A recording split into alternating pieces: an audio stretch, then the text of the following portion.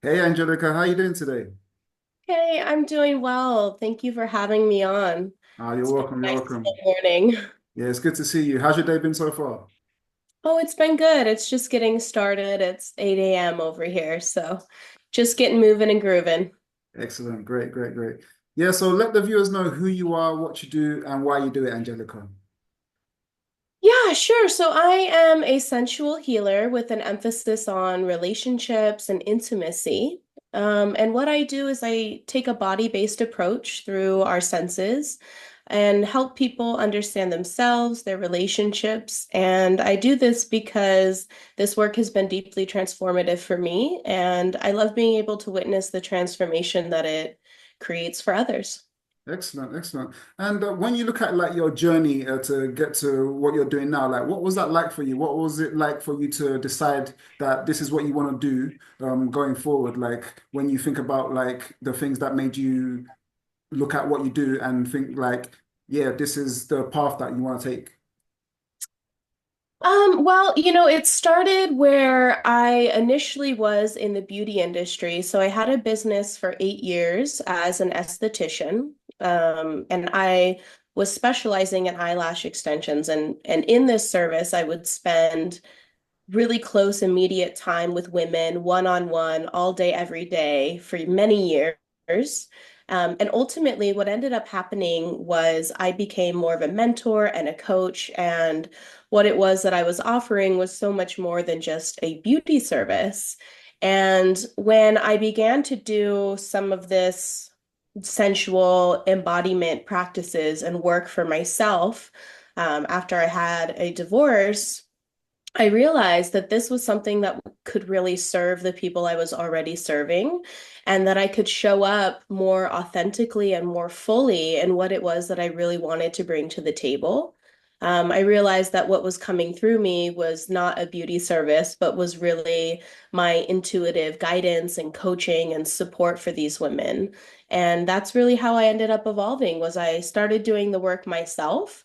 And I realized, oh, this is something that I can bring to the people who I already serve. And yeah, just kind of put together who I am in a more authentic and genuine way. Excellent. So, like, when we look at like our past relationships, like you mentioned, you went through a divorce. There sometimes are things missing in our previous relationships that going forward we try to cultivate in our lives. Like, for example, you now do the sensual thing. Would you say like the sensuality was missing in previous relationships for you? I wouldn't say that the sensuality piece was missing. I would say that the thing that was really missing in my previous relationship was my connection to myself. So it was really the journey of sensuality is a lot more about our relationship with our own self, our own bodies, and our own senses before we move into relationship with others. And for me, it was really just this deep intuitive knowing of myself, being able to express my needs in ways that were collaborative and not undermining our intimacy and our connection. So for me, my journey through all of this is much deeper than simply missing sensuality, and is really missing the sense of who I am as a grounded being on this earth. What are my true, tangible, material needs? How do I identify them? How do I know what feels right and what feels wrong? And learning to use my body as an antenna, as a way of saying yes and no through tuning into the senses of my body. Excellent. Yeah, like when we look at it, some relationships don't work out for some of us because we don't get to understand ourselves properly, like you were speaking about. But would you say that was the main struggle that you had in previous relationships, or were there other struggles in previous relationships that you've had? Like we all have struggles in previous relationships. And if so, what would you say those struggles were, and how did you navigate through them? Yeah, I think that that's a multi-layered question.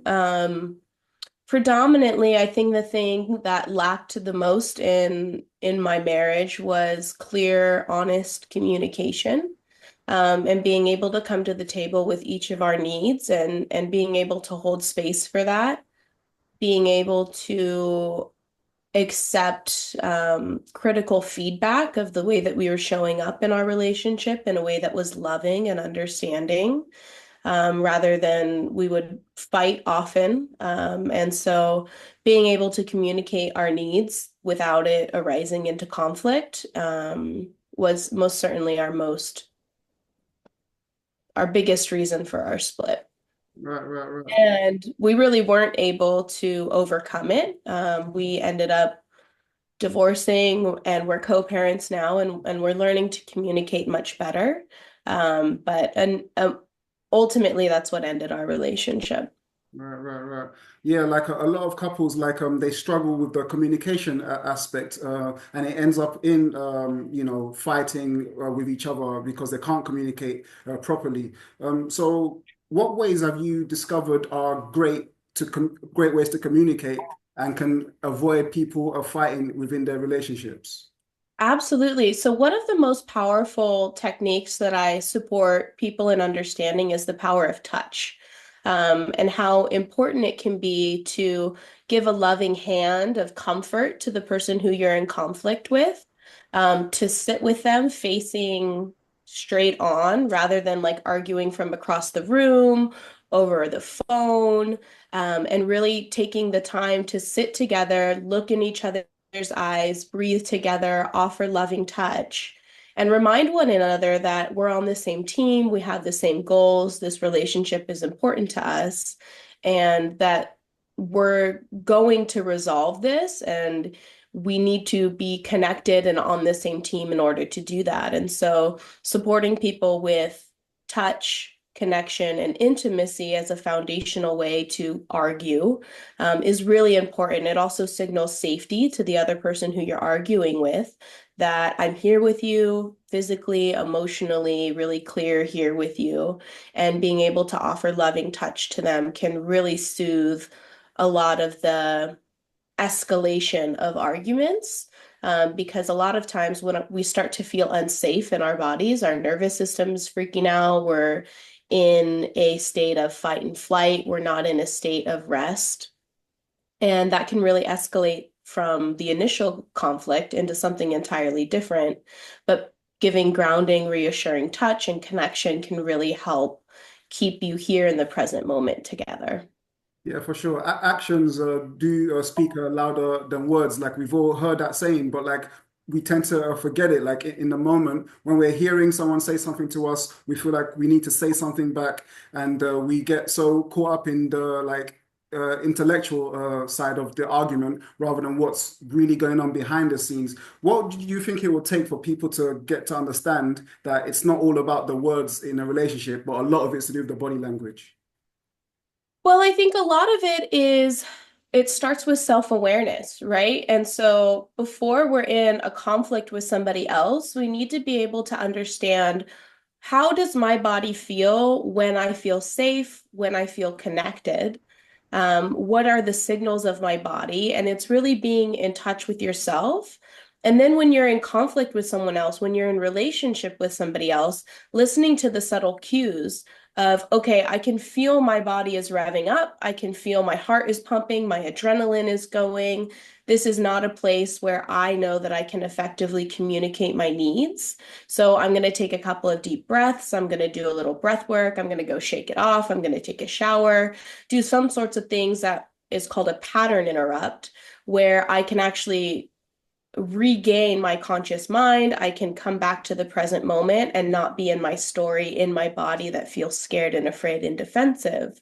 And so it really starts with the tuning to yourself and understanding your own needs. And then when you're in conflict, having the capacity to separate your thoughts from your body and have awareness of that. That also, mindfulness is a really powerful technique of learning how to separate our thoughts from ourselves, and being able to be more of the observer of your thoughts and your actions, to be able to understand, okay, this is a time when I need to implement those tools that I learned to be able to have a conflict resolution conversation. Right, right, excellent, excellent. Now, like a lot of people that immerse themselves into, let's say, their professional life, they focus heavily on their career, they tend to lose touch with this kind of essential side of themselves because they're so heavily focused on their career. And even more so when they're having success in their career, it's easier for them to neglect their personal and kind of intimate side. So, like, what steps can someone in that position take to reconnect with their intimacy again when they're so disconnected from it and they don't know how to bridge that gap? In what ways can they start to bridge that gap again, in your opinion? One of the most important things, I work with a lot of people who are exactly as you described, somebody who's been really focused on their career, on making money, and really neglecting their personal lives and themselves. Something that's incredibly important is to take inventory of what your values really are. What does your life that you want to create actually look like? What is your why behind the reason that you want to work this way? What are your goals? Why do you want to have success? Why do you want to have the new house? Why do you want to have the new car? And when you really get deep into it, most people, their why has to do with relationship. It has to do with them wanting their dream girl. It has to do with them wanting approval from their parents. It has to do with the relationships around them and where they are in society. And what it's really important to understand is that you actually don't need your success and your money to have those things. What you need is to have a relationship with yourself and be able to be attuned with others. Because if you make it to the top and you have all of these material things, but you haven't learned how to love yourself and how to love others, you'll understand that those things are really empty. And what fills a home is love, connection, and intimacy. A Mm, home is not the four walls around you, it's the people who are in it with you. right. And that's one of the most important things is to take inventory of your values. And the other, practice that I have these people implement is mindfulness initially. So taking the time out of your day to just sit with yourself, to be quiet, to pause, to breathe. This also brings up an opportunity to be more creative, to come up with new solutions, to come up with new ideas, and that supporting yourself, your relationships, your intimacy, your sensuality actually supports your work as well. You'll reach burnout much faster if you're just staying on that track, where when you have a holistic approach to your life, you actually have more longevity, you have more joy, you have more creativity. And so, really looking at it as a key value piece of your life rather than something that's frivolous or extra or unimportant. It's really a shame that our conditioning, our social culture has really looked at intimacy as something that is frivolous or extra, when truly it is a, a, a need. It's on our list Right. of life needs. As much as we need water, as much as we need food, we need touch and connection as well. Yeah, yeah. The holistic side, the holistic way of things is definitely what all living things need to feel complete in their lives, and a lot of people are missing that. When we look at people that are in touch with their sensuality, like they have like realized that they need to be more holistic, and they have taken steps to doing that. Some of them along the way start to feel like, okay, I feel open up to everybody because like it's more holistic for me, and they start looking at like non-monogamy as opposed to monogamy, and they don't know which direction would be best for them, and they kind of like questioning how to navigate that area. So what is your viewpoint on non-monogamy and monogamy versus monogamy in the context of like human nature and the fact that we're attracted to different people all the time? Well, I think that it's really important for us to understand that each and every person is an individual. And what we have been taught as what is a traditional relationship, which looks like monogamy, you get married early in your life, you stay with the same person, you produce children, and you die together, um, is something that statistically is not creating happiness for people. I think that it's important to look at relationships as a part of your life that you get to create.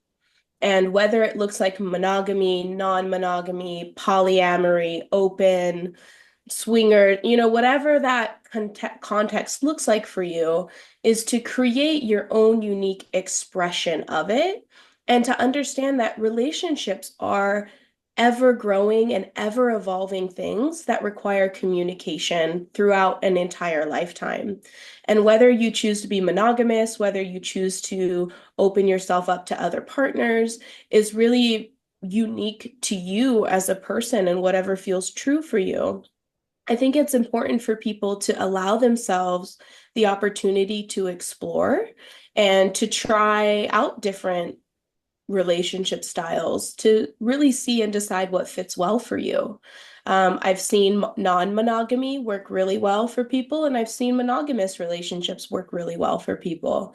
I don't know if it's necessarily like a nature versus nurture kind of argument. I can't say for sure one way or the other. I think it's really an individual decision, and it's about looking at our relationships as another part of our life that we can be really creative about, and more finding somebody who's willing to create with you, who's willing to have hard conversations with you about sexuality and intimacy and what that looks like to express their boundaries and their needs, which I think is a beautiful part of non-monogamy because you have to have those conversations.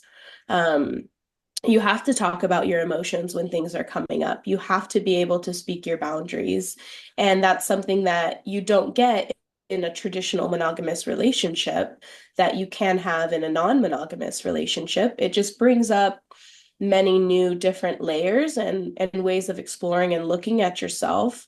But I don't think it's necessarily something that you have to do.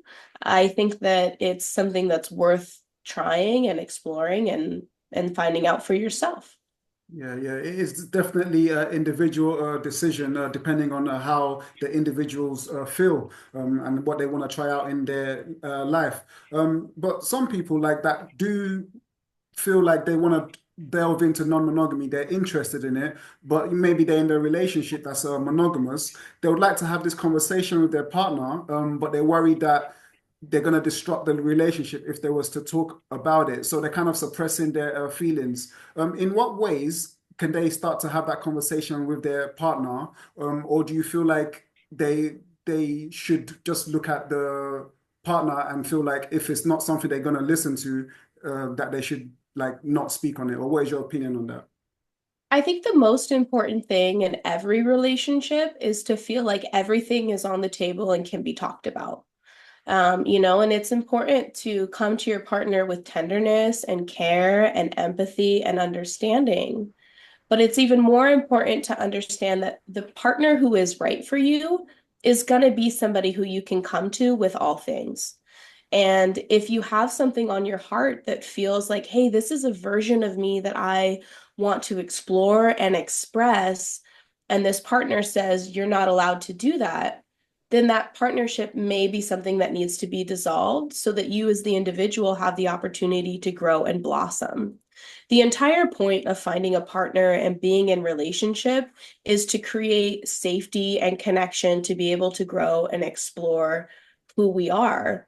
And I think it's really important for people to honor themselves and the truth of who they are so that they can be loved in their fullest, most authentic expression.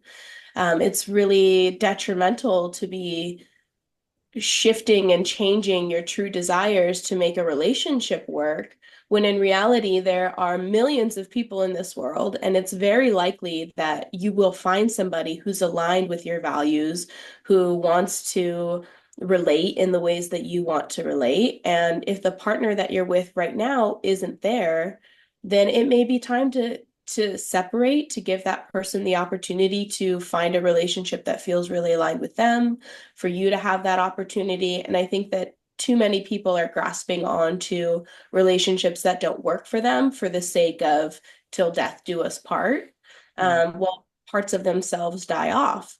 And so if you don't feel like you can come to your partner and talk to them about who you really are, what your needs are, what your desires are, what your dreams are, then that may not be the person for you. And ultimately you can reach out for support from somebody like me, who's an intimacy and relationship coach, to facilitate the conversation for you. If you feel like you don't have the capacity to hold their emotion, to listen to them. For a lot of people, that information can be really jarring. So to have a professional who can kind of support, mediate, and hold the container for you to have that conversation can be a really good resource.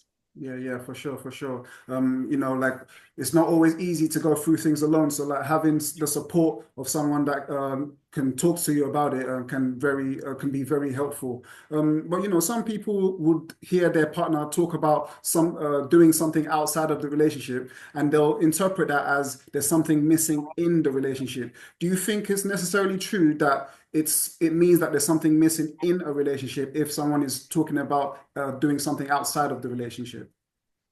I don't think that it necessarily means that things are missing. I think it's really important for the person who wants to explore for them to be really honest with themselves about their why, and about their intention behind it, because you don't want to be using non-monogamy or other people to be filling in the gaps of a relationship that's not healthy or crumbling in other ways. So it's important to ask yourself that, because there are some people who use that as an escape to put a band-aid over a relationship that's really just not working. Right. Um, so to ask yourself that question and to be really honest about it.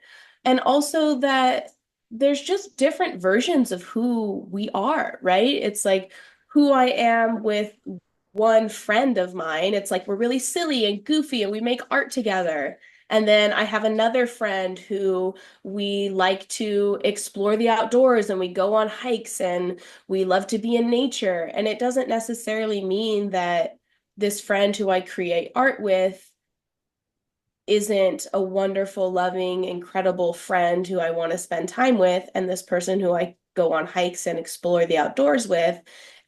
It's just different versions of our personality come out with different people. And if you're somebody who feels like there's parts of you that are being ignited and excited by somebody who's come into your life that you want to explore with, that maybe wouldn't fit into what's a traditional monogamous relationship, I think it's important to come to your partner and talk about that. Like, hey, I met this person and they're really interested in this thing. Like, I'd love to spend time with them, and we can talk about what boundaries look like, whether it be like non-sexual, sexual, what are those boundaries look like, and how can we express ourselves in our fullest way while still honoring our commitment to each other. I don't think it necessarily means that, there's something wrong with the person you're with now or the relationship that you're with now. It's incredibly difficult for one person to support and sustain all parts of ourselves through all phases of our life, and a willingness to allow the people who we're with to express themselves and be who they really are while also feeling safe in our relationships. Yeah, yeah, excellent, excellent. Now, looking at people that are monogamous, like they've chosen monogamy, like that's the path that they both want to go down. But somewhere along the line, someone has actually stepped out of the relationship and infidelity has happened, right? But they haven't communicated this to their partner, right? So they kind of carry around this sense of guilt about what they've done. But they would like to come clean. They would like to speak to their partner about this, to not live a lie, so to speak. But they're once again worried that they're going to destroy the relationship if they speak about it. In what ways can they have that conversation about what has happened? Or do you feel like it's a viable option to not speak about it and just let time pass, and see how things go with the relationship? I think it's really important to be honest and to talk about what has happened and what's gone on. Sometimes we really do have to face the consequences of our actions. And sometimes that looks like the dissolving of a relationship because you didn't stay within the agreements of what you said that you would do. And it doesn't always mean that it's an end all sort of a thing. Infidelity happens all the time. People do recover from it. And the most important thing is to be really honest and to be willing to do the repair that it takes if that's the direction that you want to go down. Again, getting the support of a professional can be really helpful for those kinds of conversations. Um, Especially when it's infidelity and there's going to be emotions that are coming up, to have somebody there to mediate and support that conversation can be really helpful. And it's incredibly important to be honest with the people that we're with about who we are, our actions, so that they can make real decisions about whether or not they feel like we are a good match. Yeah, yeah, for sure, for sure. Now, earlier on, we were speaking about the importance of like finding yourself and like uh, really cultivating like the inner you and things like that, right? So, like, but when we look at brand new relationships, when people meet someone brand new, like, there's a lot of butterflies and a lot of chemistry going on. They really want to immerse themselves into this brand new relationship to the point that some people start to lose their sense of self in that process. So, how could people immerse themselves in a brand new relationship without necessarily losing their sense of self in that process? Again, I think it's just maintaining your own schedule, your own life, watching out for enmeshment and codependency. Those are things that are unhelpful for long-term connection and intimacy. It's really important to take time for yourself, to spend time away from one another, to maintain your hobbies, to maintain your friendships, and to maintain your life outside of the relationship so that you come as a singular pillar. So it's important to take space, physical, mental, and emotional space from the person who you're relating with, and also enjoy them fully while they're there and present and available to be with you. But coming back to your self practices, your hobbies, your friends, your life, your work. Um, a big part of staying with yourself is having control over your mind, right? It's like when we're in a new relationship, our mind is all full of the fantasy and we're thinking about them all the time. And something that can be really helpful is practicing mindfulness, body awareness, attunement, sensuality, practices that bring us into the present moment and into our own bodies, to actually shut that off and realize, like, okay, I'm actually in fantasy right now. And while it feels good, this is not supportive of me having a healthy, independent mind. I love this idea. I'm going to put this on the shelf for now, and I'm going to focus on the present moment and what's actually here and available. Because we can get really caught up in our fantasies, that's known as limerence, when we're really just fantasizing about this person. They're everything. We think they're the most amazing and incredible human being. And the truth is most of us are flawed, and that eventually comes up and comes out in time. And to catch yourself when you're fantasizing and getting caught up in a story rather than grounded in what's real and present and here, and doing that through mindfulness, sensuality, embodiment practices that really just bring you back home into the present moment, and reminding yourself, like, oh yeah, I'm in a new relationship, and that's kind of the way that this goes. But having control over your thoughts and your actions is really important. Yeah, for sure. Like finding that balance, essentially, like letting that intimate, that initial phase settle, so you can really start to understand and look at the relationship from proper like perspective. Like, and it does take us spending time with ourselves to do that. So yeah, like I do agree with what you said there. So like Angelica, thank you so much for coming on. Thank you for everything that you've shared. Where could people find you, find out more about you, and find out more about what you do? Yeah, thank you so much for having me. It was a pleasure talking with you. You're welcome. You can find me on Instagram at attune.angelica.